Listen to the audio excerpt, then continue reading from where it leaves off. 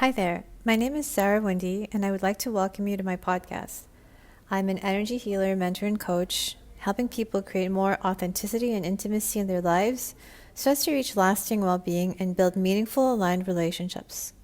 I will be connecting with people of similar interests in the show and hope you will find lots of value in it. Thanks for listening. In this episode, Michael Lauria talks about his journey from the depths of despair to how he came to coaching men, about healing the father wound, about his work forging Excalibur, and all the symbolism around that image taken from the legend of King Arthur. Finally, Michael shares some tips on how to get started on your own journey to reach your goals and step into your power. His tips are also valid for women, by the way. All right. So, welcome, Michael. Lauria, thanks for being on the show today. Thanks for the invitation, Zara. I really appreciate it. Yeah. So, I've been following quite a few teachers about masculine and feminine dynamics lately, and I actually reposted, or shared one of your posts in my men's group, Holistic Health for Men, and it just generated a lot of discussion. So yeah, I really appreciate what you're doing. And as I was saying earlier during our short conversation, I was listening to your podcast and amazed by your journey. So maybe you can start by telling us a little bit about that before we get into your work. Yeah, sure, no worries. So my journey started like all men really. Probably at the very beginning of my journey, I would say would have been around about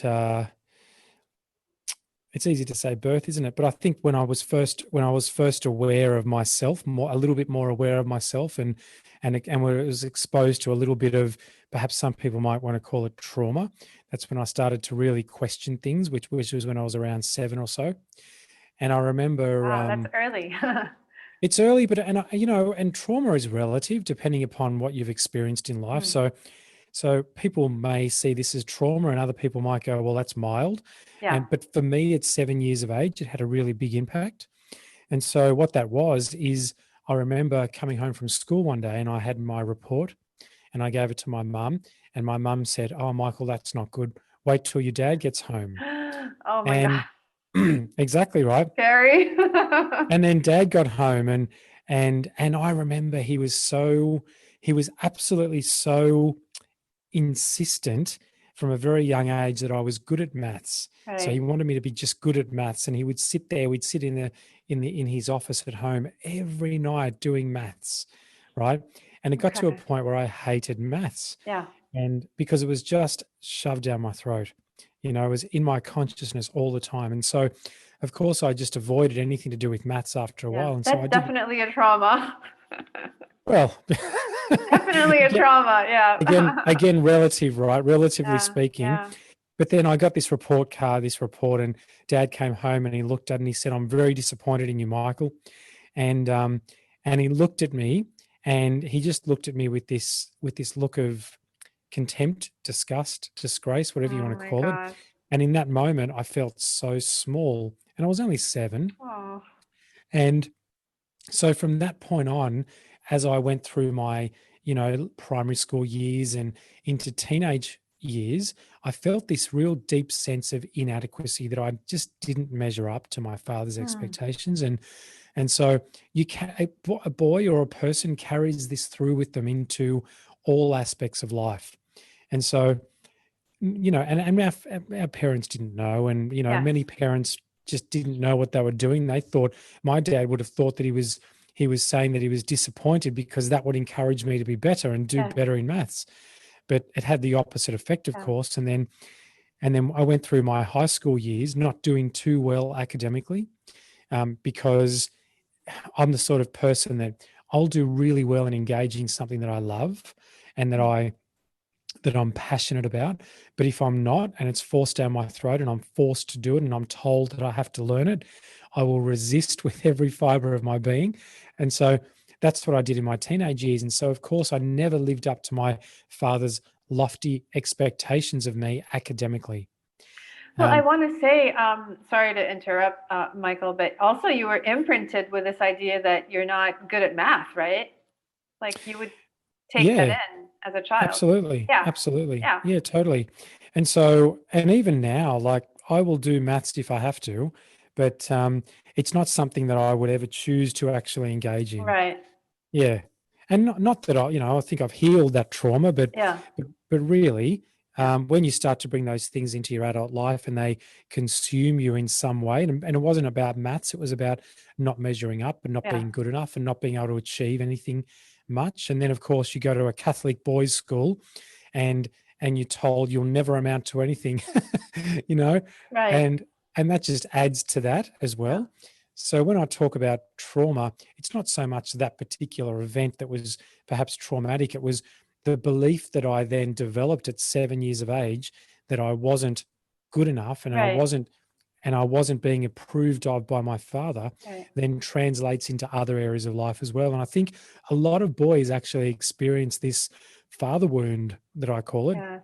where there's been something in their relationship with their father where they haven't felt like they've matched their father's expectations of them. Yes. Mm, mm, mm. So is this a big part of your process, healing the father wound? Well, especially for people who have become fathers, because Right. of course then they're going to imprint their sons and their daughters. And so this is a big part of the work that I do. It's not directly, we don't directly work on the father wound. We work on lots of other things, Mm. but we certainly do address the father wound because in all of my groups, in all the groups that I run for men, there's always a piece around I didn't ever feel like I was good enough for my father, Yeah. or somehow the relationship with my father wasn't as good as connective as what I would like it to be. And even So, now as an adult, yeah. a lot of these men suffer with that. And of course, they Yeah. project all of that onto their Children. children. Yeah. Children. Mm. Well, I want to say the father piece is fundamental, I would think, for a man because that's the primary role model, right? Like, um, Yeah, it I, really is. I actually one of the themes in I have a men's circle, a monthly men's circle over Zoom, and our first topic was rituals into manhood, Mm. and or the lack thereof, and how a lot of you know more ancient societies would have real rituals where the boy has to go whatever in the jungle and survive, like survival skills, Yeah, things the rites of like that. Yeah, passage. rites of Mm. passage, and that Mm. now we don't really have that so much anymore, right? Would you agree? Definitely, I would agree. We live in a society where there's no such thing as rites of passage Yeah, anymore. yeah, Your rites of passage is when you have sex with a girl for the first time. exactly. Get the That's the hookers yep, to the yep, penthouse. yep. Yeah, That's your exactly. rite of passage, Yeah, yeah, and it's like that's not even and if you're not prepared for that, and if you haven't been educated around that, and if you don't know what it is that you're getting into, not just physically but emotionally and mentally as well, it can really mess with a boy's mind yeah, and just his sense of self, yeah. especially if something happened in that experience and Uh, the girl made it clear that it wasn't a good experience for her, oh my gosh. Yeah, right? yeah, yeah, That's the kind of rite of passage yeah, that boys and young men face these days. yes. It's not a test of his mettle or his strength or his ability to be a man. It's really his around his sexual prowess, and that's not a good place to Yeah. build an adult identity around. Especially now that addiction to porn is so rampant, and I Yeah, want to definitely. say, yeah, it's like so skewed. Okay, I would love to hear about, forging Excalibur. I recently, or last year, I read, The Myths of Avalon, and actually, King Arthur's been coming up. That's from the same tradition, right? It is, yes. Correct me Avalon. if I'm wrong. Yeah, so No, that's been yeah. coming up for me. That actually came up last week when I was doing a meditation on Christ consciousness, and King Arthur came up for me. So Yep, can you yep. tell me about that? Where did you pick that name? Obviously it's not a coincidence. It must have some meaning to you. Oh, it definitely does. So I've been working with men now for close to 15 years Mm. in different capacities. I started, and I want to just give you this background so that it Yes, please. contextualizes why I chose this title for the book and my programs. Yeah. So I've been working with men for close to 15 years, and I started out just after I got divorced, and you would have heard about this on my first podcast episode that you said you listened to. So a very, very, very, very shortened version of this is that I was married for 12 years. I got married unconsciously, stayed married unconsciously. We had a couple of kids, and then we ended up divorcing 12 years later. And I fell into, and then we co-created an experience together, my ex-wife and I, where I didn't see my children for about 18 months. And so from a mental and emotional and a financial perspective as well, I spiraled down at a rapid rate, culminating into the point where one Sunday morning I almost took my own life. And so I came out of that experience. And if anybody's curious and interested in hearing about the intricacies around that, the first episode of my podcast, which is called the Forging Excalibur podcast, is I tell that story in length and in detail, and how I got there and how I sort of came out of it again. But to collapse time a little bit here for us, what that really meant was that point was a catalytic event for me to go, this is not the person who I want to be. It's not the man that I envisioned that I would become. And it's definitely not the man who I want my children to experience when I get to see them again. And so I went on this journey of self-discovery, and part of that journey of self-discovery was my desire then to help other men who had been in the same position as me or similar. So I went off and I studied counseling, and I got some certifications around counseling and relationship therapy and neuroscience and all sorts of psychotherapy and all sorts of things. And then I started facilitating my own men's groups. And that's just continued. So, that was men's circles back then. And it's really just evolved into something very, very different now. But the point is that what I have discovered over I guess really in real terms, the last 12 years or so since I started doing it properly, is that men find it very, very difficult, and this is not news to anyone, but men find it very, very difficult most of the time to put up their hand and say, hey, I'm struggling over here and I need some help, right? Yes, I noticed that. And there's a lot of stuff around that. So there's societal conditioning, there's stigmas around masculinity and what it means to be a man, and what it means for a man to put up his hand and say, hey, I'm struggling, I need help. Like most people, traditionally speaking, in society would label that as weakness. Even though it's not, it's actually a sign of strength. Most people would label that as a weakness. And our boys are brought up to believe that, right? You don't cry, you don't share your emotions. You have to be strong. You've just got to get through it. You're the man, right? And so we're not conditioned or indoctrinated into a society that supports men being open about the fact that maybe they're not doing so well and they need some help. So I learned all of this over the years, and I thought I need to create a bridge. I want to create a bridge between that, right, that belief and empowerment, and this feeling of empowerment that all men really want to feel. And I thought, how do I do that? And I thought, people love symbology, and they also love mythology. And if we look at the movies that people connect with, Lord of the Rings and Harry Potter and Star Wars and all this stuff, there's so much beautiful symbology in that around Joseph Campbell's hero's journey. And then I thought, that's cool, but I can't just go in with the hero's journey because that's a little bit cliche. So what can I do around this? And I thought, what's a real masculine symbol that men will really connect with? Something that symbolizes power, strength, responsibility, and it's immediately recognizable, right? It had to be immediately recognizable. So, and then I started, and I've always loved knights and King Arthur and the Knights of the Round Table. And I've always loved the Arthurian myth around, how Arthur came by Excalibur and Merlin and the elves of Avalon forging Excalibur.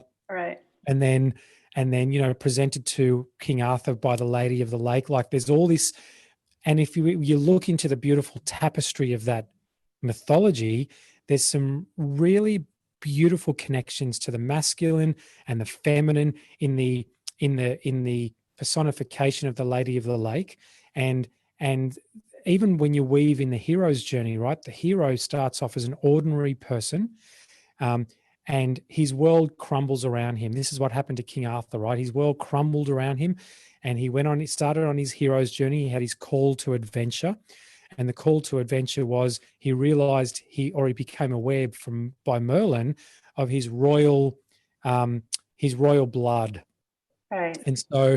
And so that was his call to adventure.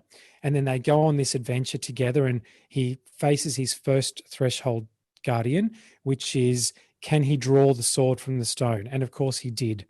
Right. And then that's the sword. If we look really deep into the mythology, that's the sword that gets broken in battle. And it wasn't Excalibur. It was a different sword. And so then what happened was Merlin, so then he was defeated by his threshold guardian, right, which is part of the hero's journey, which was he went into battle and he got defeated into battle. And so then what happens is the hero says, well, I can't do this on my own. I need a mentor. I need a guide. And of course, then he turns to Merlin, and Merlin becomes his guide and his mentor. And Merlin says, well, I'm going to get you a sword, right? Yeah. So Merlin went to the elves of Avalon, the mystical island of Avalon, and then Excalibur was forged in the fires in the depths of Avalon, very similar to the One Ring in Lord of the Rings that was forged in the depths of Mount Doom, right? Right. And so it's when you look at all the symbology and how it works into modern cinema, it's all very similar. Yeah. It's all very similar, but everyone recognizes Excalibur. And as soon as you see Excalibur, it immediately unites King Arthur, Merlin, the Round Table. It all just floods our consciousness, right? So, and it's a real symbol of strength, responsibility, and power. And I thought that's the bridge. That's the bridge between men going, I don't know what to do, and oh my God, that is so cool. What's that? Right? Yeah. And so, and so when they see the sword and the fire and forging Excalibur, it's a bridge. It's a connection point to them. And of course, then when they come into my inner circle, they get all the good stuff: the shadow work, core values, purpose, self-image work. We go on our hero's journey. We talk about threshold guardians. We delve deep into the shadow, and we do all that real cool, deep work around all the stuff that we avoid and procrastinate on and suppress and repress, and start to become the version of ourselves that we truly know that we can be, but we've never really been able to connect with our limitless potential. Wow. Yeah, that sounds inspiring. Michael, I want to ask you, what do you think what are the main challenges that come in the way of men today stepping into their power and reaching out for their sword? What are those things that are coming in the way?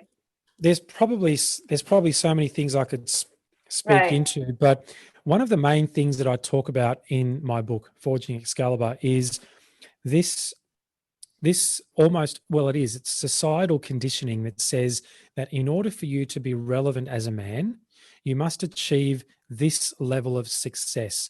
And success in its modern form is always associated with the acquisition of material possessions, the accumulation of financial wealth, and societal status, right? Okay. And that is all this stuff around what sort of car do you drive, what sort of house do you live in, where do you live, what's your job title, so the external all the external stuff, symbols, right? Okay. Yep, all the external symbols of our modern version of success, what society tells us we need to do and have to be successful. Okay. And so what I find is that men actually tend to lose themselves on this journey towards success, because it's what it starts out as is they want a career, they want something that is meaningful, that will earn them a good income so they can support a family and feel like they're doing something meaningful. And it always starts out like that. Mm-hmm. But then what happens is along the way, there are shiny objects, and it's almost like it's a game, right? Like a video game where you get to a certain level and you unlock a power, or you unlock something that is then that you can use then on the next part of the journey. Okay. And so this is what life becomes for this man. It starts out in an honorable way. I'm going to support my family. I'm going to do the best I can. I'm going to build a secure, strong financial future. I'm going to be a good father and a good partner. And then what happens along the way is there's a promotion, and then the promotion turns into longer working hours and the promise of another promotion and more money. And it's like, now I can provide for my family at a higher level and buy more things and have more stuff, and then they'll be happier. And then men get lost in this journey. They get lost on the climb up Mount Success, which is what I talk about in the book, because we can get up to about halfway up Mount Success when we're climbing up towards this ultimate summit at the top of this mountain, which is really an undefined version of success, but we all try to reach there. We try to get to that point where then if I get there, then I'll be happy. Then I'll feel successful. Then I'll have enough money. Then I'll be a good man, a good partner, a good father, a good whatever. And so men go on this journey towards this undefined version of success, and they just lose themselves along the way, and they lose sight of what they truly value, which is their family and their relationships and a sense of meaning and purpose in their lives as well. The thing that really gets them up in the morning and moves them forward and keeps them motivated in life is not their job anymore. It's something else, but they don't know what it is, but they think it's this version of success. And so usually what happens is they get about halfway up this mountain, and then the climb becomes a little bit more treacherous. More is required of them, and it requires both hands, you see. Up until this point, they've been able to use one hand and hold their family, which is what they truly value, in the other hand. But now the climb requires more of them. It requires both hands, and they've got to make a choice. And usually what men do is they make the choice to use both hands to climb the mountain, and they leave their family halfway up the mountain and they let go. And so then the second half of the mountain becomes a continual journey towards this shiny object at the top, whilst they gradually disconnect from what they truly value. And even if they do get to the top of the mountain and they hold this undefined version of success in their hands, they have no one to share it with, because by then their partner may have, their relationship is disconnected with their intimate partner. Their kids don't want to have anything to do with them because they've been so busy working and earning money and chasing success that they've ruined their relationships. And so I think I've forgotten the question. So did I. It's okay. I know I was moving towards answering it. Remind me of the question again. Actually, I'm just wondering, how do you define success? So my question was actually, what's coming in the way of men stepping into their own power? Because I see So it's a lot of men around me that it seems like they're reluctant to connect to true power, which is for me internal, right?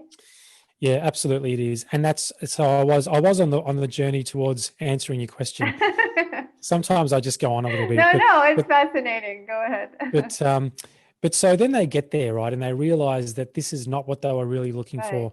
And then they have a bit of a breakdown because they usually then lose everything that they've truly valued. And that's where these men start to go on this journey of inner discovery, inner self-discovery, right? And they begin to connect with themselves, and they go, this didn't give me meaning. I thought it would. It doesn't give me purpose. It didn't give me meaning. Is this the midlife crisis, the proverbial midlife crisis, would you say? It could be that. Yeah, that could happen. And a relationship breakdown will also trigger that as well. Yeah. And heart attack, stuff like that. Yeah, whatever catalytic event crisis. happens in there. Whatever catalytic event happens in their lives. Yeah. But what I am finding these days is that more men are coming to these awarenesses quicker. Yes. And so which is really encouraging. So they're getting to that middle point on the climb up Mount Success, and they're making a different choice. Which is before it's too late. Before it's too late. And they're the men that usually come to me. Yes. So I find the men that are in my circles are who I was about 5 years ago. Yeah. And that was this guy that was at the precipice, right? Halfway up. And it's like, oh my gosh. It's like, I can see it. It feels like it's within my grasp. However, I don't want to let go of this thing that I truly value the most, which is my connection to the people that I love the most, right? Because I can feel it starting to slip. I can feel it starting to fade away. My partner is saying to me, you're spending an awful lot more time at work now. I want you to know, you're disengaging. The kids are asking where you are. And it's at that point where a lot of men are now starting to pay more attention, whereas they didn't used to. Right, right. Yep. I agree with that. I've seen so many more men doing this work, and it's very, very exciting, very inspiring. Yeah, it certainly is.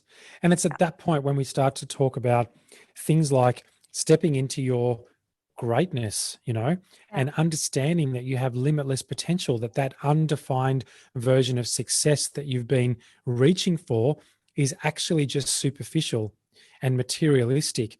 And it's just surface stuff, and it has no real meaning, and it's not going to give you purpose. And so then we start to go, well, what do you truly value? And it's not love and it's not integrity. They're important things, but what are these anchoring core values that will always bring you back to something solid that you can connect with no matter what's happening in life, no matter what adversity you're facing, no matter what struggle is in front of you, no matter what obstacle is there, you've got these anchoring core values and this well-defined purpose that you can always connect with powerfully and go, well, yes, I'm on track, or no, I'm not on track. And if I'm not on track, there's my path, and I'm very, very clear, and I'm back. I'm back on my path again. Right. Mm. And that's powerful work in that. And of course, part of that work is the shadow work, which is really important, because you can't do this level of work unless you do the shadow work. You can't deeply connect with yourself unless you are prepared to look at all the things that you have studiously avoided and procrastinated on and all that sort of stuff for so many years. So, Michael, you do both one-on-one and group work, right? I do, yes. Okay. And More so group work now. more of Yep. the group work. So do you find that shadow work is effective in both instances, or what's your experience around Yeah, that? absolutely. Yeah. It absolutely is. I actually think I found it more powerful in group work. Okay. So I've actually found that doing shadow work in groups with other men has been really, really more powerful, because here's what happens, you see, and we all understand. I hope most people who listen to this can, if they don't agree with me, at least acknowledge the possibility that everything is energy, frequency, and vibration. Mm-hmm. And so what I mean by that in the context of what we're talking about is this. When you find yourself in part of a group with other people, on some level, you've attracted the people in that group. To be part of that group, on some level, you've attracted Yeah, that. And you need that absolutely. in order, and you need these people around you in order Mm-hmm. to move to the next level. Mm-hmm. And so I can quite easily see in a group of 10 men that might be in a program, I can easily see that each of them are a reflection of each other. Yes, Right. And so, absolutely. That's yeah. also And my so, experience. yeah. And so Yeah. each of them doing their shadow work will learn from each other, Right. whilst they Yeah. share in this Yeah. group together. And what's ironic, it's actually a beautiful thing to see. And that is, when I observe the men in these groups, I see 10 different versions of myself Oh, at yes. different stages of my development and my Yes. journey and my evolution too. Yeah. Absolutely. Mm.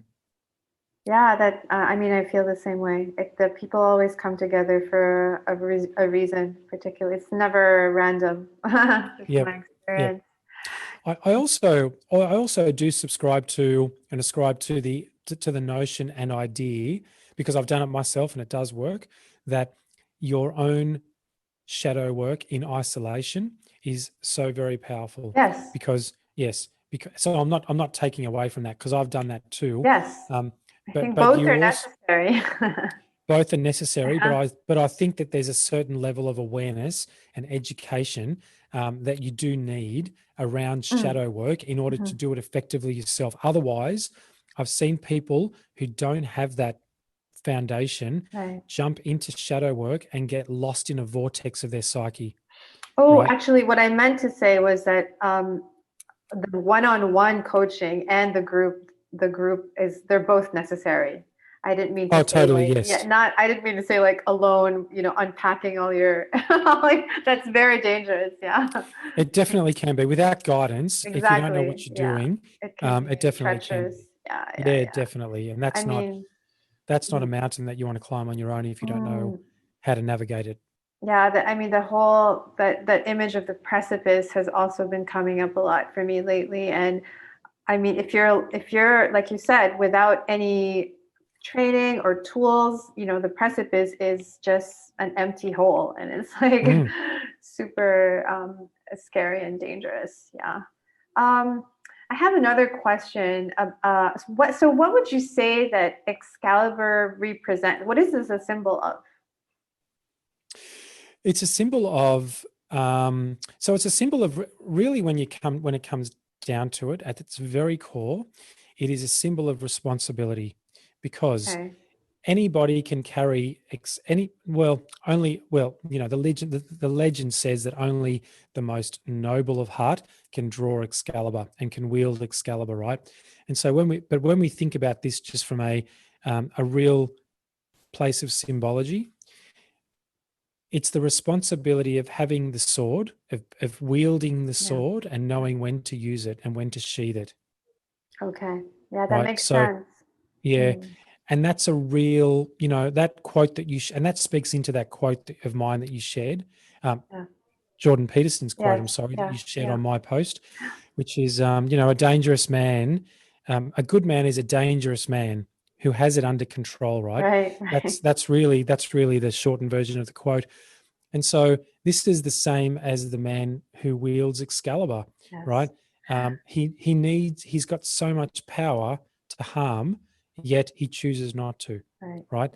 And it's a real exercise in discernment, and Yeah. self-control and integration of the shadow to know when to wield Excalibur and how forcefully to wield Excalibur, and when to keep Excalibur sheathed. She's, And so this is why the men in my program. So I've got a really cool part of my programs. So the guys go through the first program, which is 8 weeks, and it's called Forging Excalibur: Call to Adventure.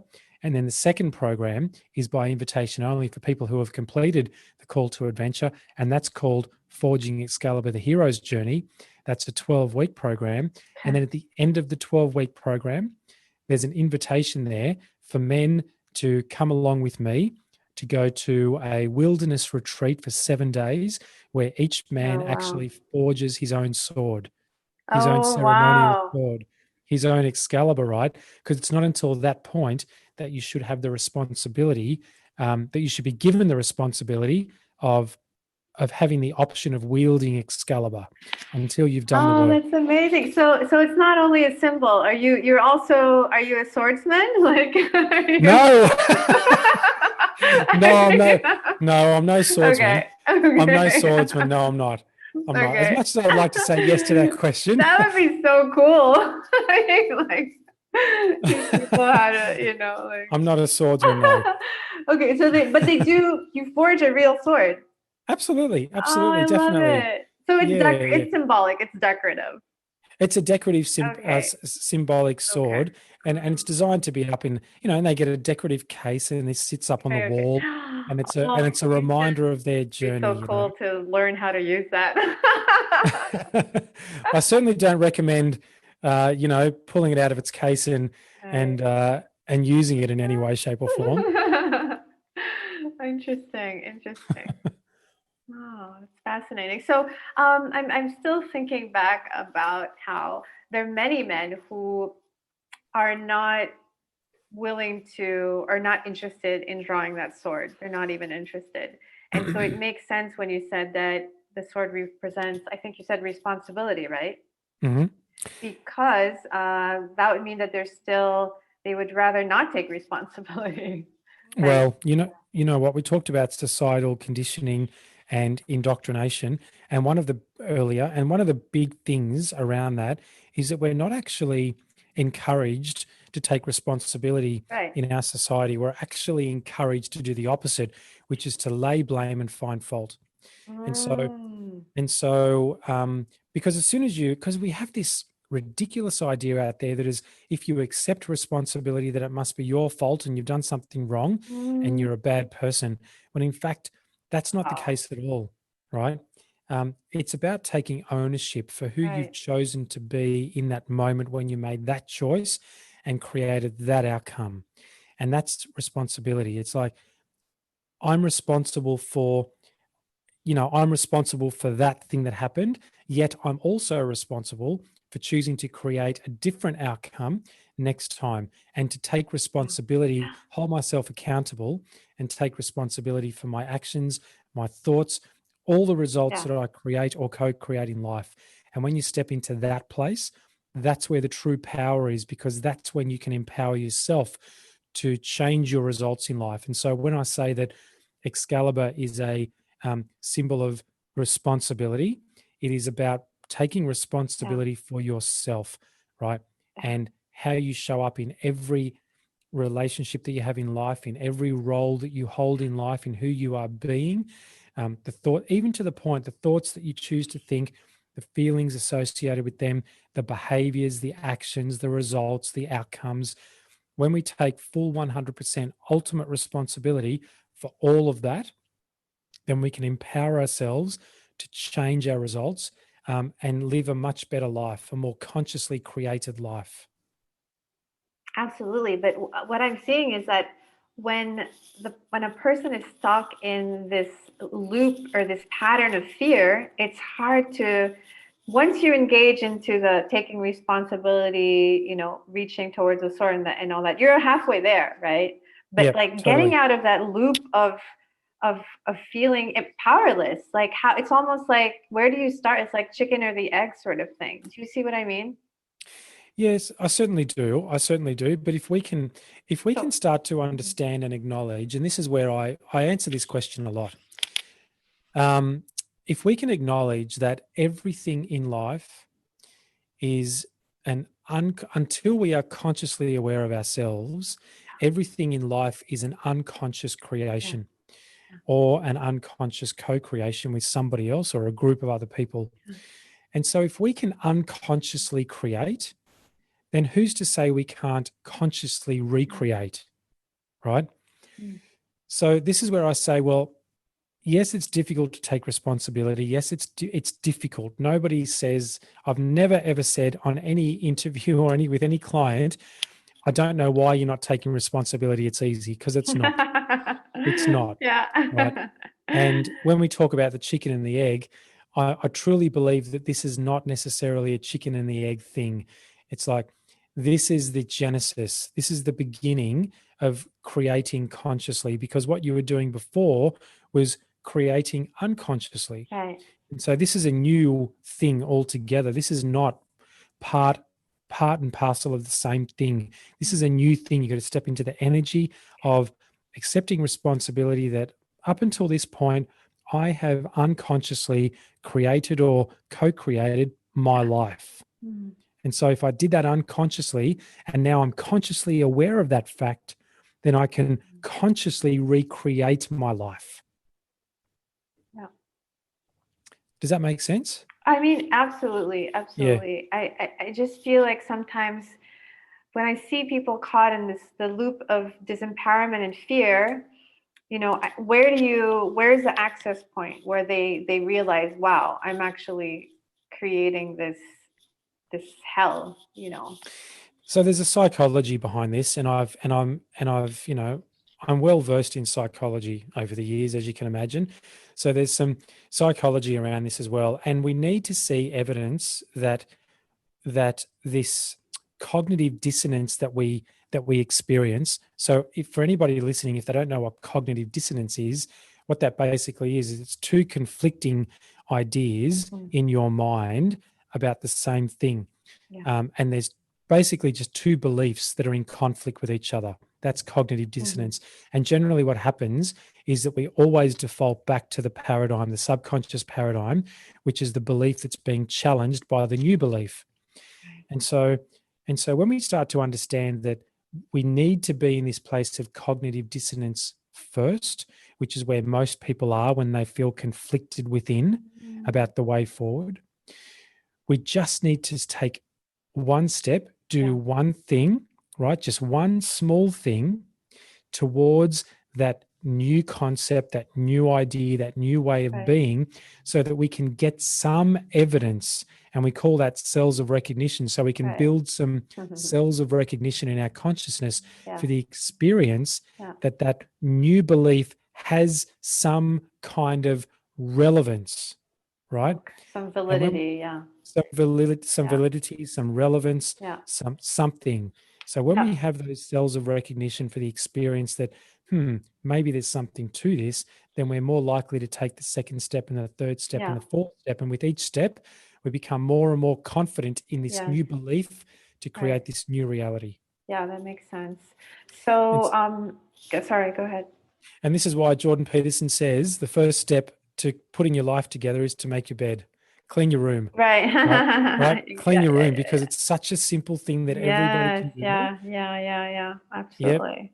Yep. So I was going to ask you, Michael, so that's Jordan Peterson's advice. What about what tip would Michael Lauria have for the men who haven't started, who didn't even know that they had access to, their own Excalibur? Like, can you give them one tip? Yeah, totally. So very, very simple, right? Very simple. And that is, whatever you can imagine in the mind, you can create in reality, whatever. And you have limitless potential to connect with that greatness within you that you know is there, but you just don't know how to connect to. You just don't know how to bring it into reality. I want to say that's not that easy for a lot of people to even allow themselves to dream big, and Yeah, it's not easy, but I mean the reality is that if there are some people out there that can create greatness in the world, they're no different from any of us. Yeah. They're no different. I'm such a firm believer, I'm such a firm advocate in the power of self-belief. And so, and another thing I think as well is that, our past creation, whatever we've created in the past unconsciously, does not have to be an indication of what we have the potential to create in the future.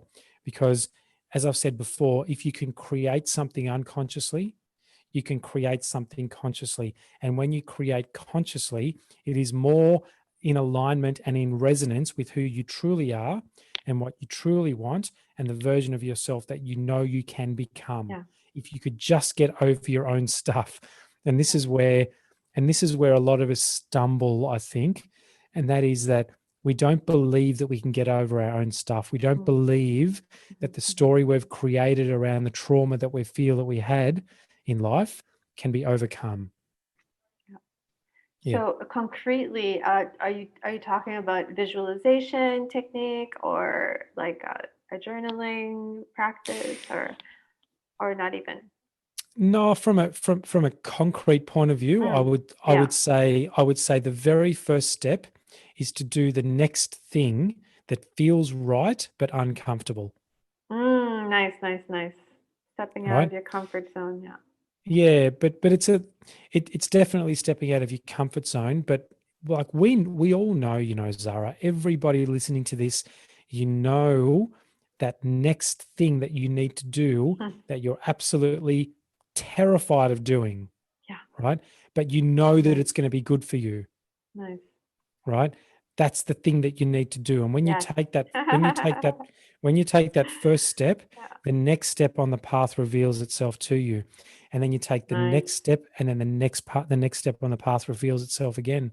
It's really this leap of faith that you've got to take. And the leap of faith is the faith in yourself that you can create something different. You just can, because other people have, so you can too. Yes, that's beautiful. Yeah, I agree with you totally. One step at a time, and the path is revealed when we're ready as we go forth. Yeah, totally. Well, and that's been my experience, Zarah. You can envision up to a certain point. Yeah. But our consciousness doesn't allow us to go any further until we take steps along that path, and then it starts to become the more and more of the future becomes clearer and clearer as we take more and more steps. But you've got to take that first step. I agree with you.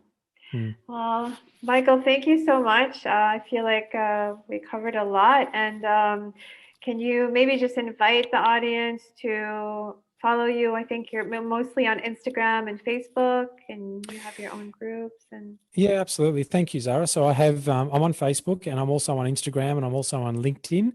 And right, so I invite you to connect with me just under my name, Michael Lauria, Lauria. I also have a website, forgingexcalibur.com.au.